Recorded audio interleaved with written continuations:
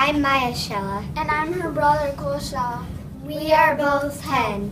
We are the twins that survived the attack of the Twin Towers on September 11th, 2001. My brother and I were playing checkers while my mom was at a meeting in the second Twin Tower. Well, we were both in the Twin Towers on the 78th floor. When we were playing checkers, we both saw a shadow of an airplane that was heading straight for the first Twin Tower. All of a sudden, we both heard a huge boom that shattered the windows of our mom's office. Then we saw smoke coming from the first tower. So many people started screaming in the tower. We were both shocked and panicked and headed straight for the office door.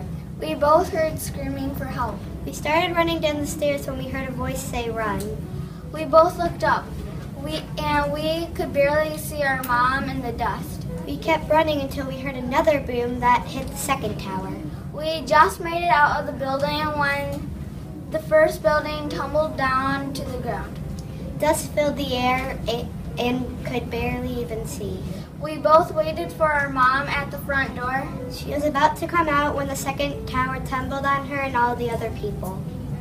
We still ran faster, but shedding in tears, and fought for our lives. Then a rock came flying down at me and crushed my arm. I turned around and saw my sister laying in pain on the rough ground with a rock on her arm. I rushed over and tried to lift the rock. I could feel the pain rushing up my body and surrounding me everywhere. I pushed the rock with all my might, and the rock slowly came off my sister. I got up as soon as possible and started running. We kept running to our mom's house that was right outside the city. We finally made it to the house and called 911. They came right away and took us both to the hospital. We found out that Maya broke her right arm.